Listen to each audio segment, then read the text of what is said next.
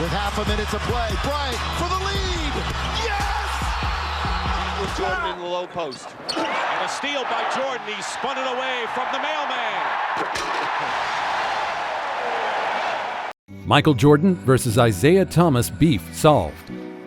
What if Michael Jordan had played in the age of social media? It's a question as intriguing as it is unanswerable. But with the airing of The Last Dance during a global pandemic that has effectively paused the world as we know it, we've gotten a taste of how the biggest storylines from the NBA of yesteryear would play out in the theater of sports talk, debate television, podcasts, Twitter, and the blogosphere. And one of them is Jordan's feud with Isiah Thomas, a story that forms the base of our discussion today. What happened? What inspired it? Did it end? Stick with us for the answers. But before we begin, kindly subscribe to our channel for more of our amazing and sporty content. Please give us a like, share the video, and don't forget to turn on the notification bell for timely updates of our latest uploads.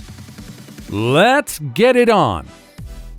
Episodes of The Last Dance, Jordan's famous documentary, covered a lot of ground about the Bulls, but most of the focus was on the several Chicago-Detroit series of the late 80s. The team's 1991 meeting in the Eastern Conference Finals saw Detroit coming off 3 straight trips to the NBA Finals, with 2 consecutive titles before the Bulls swept them and began their own dynasty. That rivalry was exemplified in the documentary in several key moments between Michael Jordan and Isiah Thomas. The two were key players for their respective teams, and the biggest moment featured the Pistons walking off the court without shaking hands after the sweep by Chicago. Thomas tried to explain and rationalize the move in the documentary, but Jordan was having none of it. Time has been able to heal many NBA feuds, most notably beefs pitting Shaquille O'Neal against Kobe Bryant and Magic Johnson versus Thomas. But while Thomas described his relationship with Jordan as friendly about 5 years ago, it was revealed on the documentary that Jordan would beg to differ.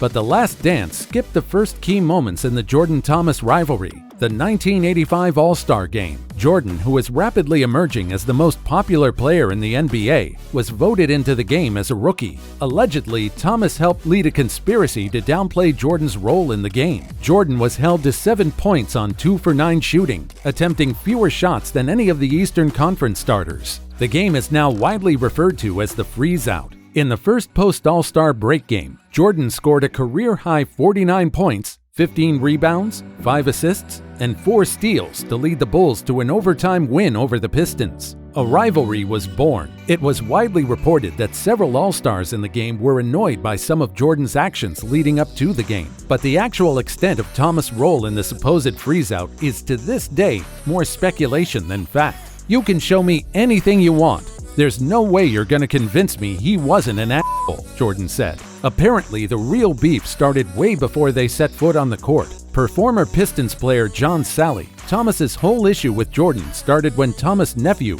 who's from Chicago, wore a Michael Jordan Bulls jersey around him. Isiah goes home, and his nephew is wearing a Bulls jersey, a Michael Jordan Bulls jersey. He said, "Hey, what you doing? We in Chicago. That's my team." It's his nephew. He was not really understanding that the great Isiah Thomas plays for Detroit. "We don't wear that. We wear this. But I'm from Chicago. I'm down with the Bull movement." Isiah was mad at that. Not to Michael personally. In his brain, every time I play against this dude, I'm gonna try to go off so my nephew sees this is the jersey you should wear. Never at Michael. But that's not all. Michael Jordan and Isiah Thomas beef centers around a handful of flashpoint moments throughout each of their careers. The 1985 All-Star freeze-out, which was not depicted or referenced in The Last Dance, the Pistons' walk-off without shaking hands after being swept by the Bulls in the 1991 Eastern Conference Finals, and Isiah Thomas' exclusion from the Dream Team of the 1992 Barcelona Olympics, a decision that it's been long speculated Jordan played a part in. The latter 2 points of contention have been blown out across the sports media universe since episodes 3 and 4 of The Last Dance debuted, with episode 4 chronicling the Bulls' rivalry with the Bad Boy Pistons and the walk-off, and episode 5 detailing Thomas being left off the Dream Team. It's been quite a sight to behold. Decades-old controversy, debated with the same fervor as a present-day free agent signing or public feud. What sparked the walk-off, though? After failing to the Pistons in the postseason 2 years in a row, the Bulls finally dethroned their most heated rivals with a sweep in the 1991 Eastern Conference Finals. But the real trouble began when just under 10 seconds left in the decisive Game 4, most of the Pistons players, led by Bill Laimbeer and including Isiah Thomas, walked off their home floor without shaking the Bulls' hands. Accounts differ on the exact reasoning behind the move. Isiah sees it in a different light. We had dethroned the Celtics, we had dethroned the Lakers, and we thought that we deserved a little bit of respect as a champion. Everyone and every team could play and act like the Pistons and adopt our philosophy, except the Pistons. They, the Bulls, went on a day and a half tirade about how we were bad for the game, how we were bad people, how Laimbeer was a thug, and all the time they were getting ready to win. They were up 3-0, and then they had this press conference just totally disrespecting us as champions. But Jordan takes none of that. Well, I know it's all bullshit. Whatever Thomas says now, you know it wasn't his true actions then. He's had time enough to think about it. Or the reactions of the public has kind of changed his perspective of it. You can show me whatever you want. There's no way you can convince me he wasn't an asshole. Jordan and Thomas' public airing of grievances over the walk-off inspired a week of think pieces, public interviews by Thomas and other members of the Pistons and Bulls, and countless televised Zoom debates. That discourse seemed to reveal deeper fissures in the Thomas-Jordan relationship. Isiah Thomas repeatedly expressed regret for the incident, saying he paid a heavy price for it, that he would do it differently if given a chance, and even apologizing to the city of Detroit. Had he known the scope of the ramifications of his actions, he said he would have done things differently.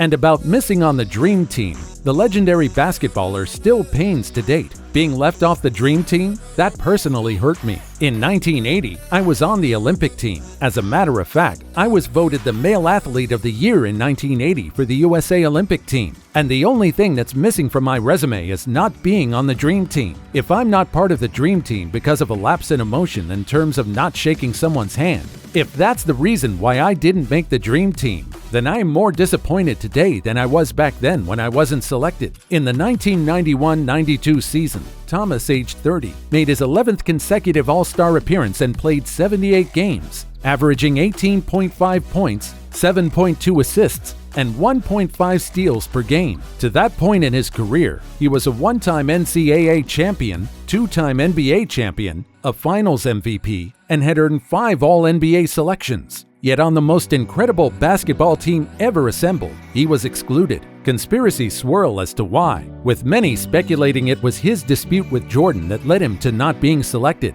Will time heal all wounds between Detroit Pistons legend Isiah Thomas and Chicago Bulls icon Michael Jordan? The two-time NBA champion recently said that he is more than willing to speak with MJ and officially end their beef that all started in the late 1980s. Thomas said that he did not know that Jordan hated him until he watched the Last Dance docuseries. I'm not afraid of anybody. I'll sit down and speak with anyone who's been around me. I'm not one who walks around with fear, Thomas said. Whether this will happen or not is a different story, but Isiah Thomas sure isn't shying away from a confrontation. We'll follow closely, but we all hope these two legends will talk out their difference and shake hands again. Did you enjoy our video? What is your take on the Jordan-Isiah beef? And do you think it was justified? Well, if you enjoyed our video, be sure to subscribe to our channel for more of our amazing content. Please give us a like, share the video, and don't forget to turn on the notification bell for timely updates of our latest uploads. We value your feedback. Feel free to share your thoughts with us in the comments section below.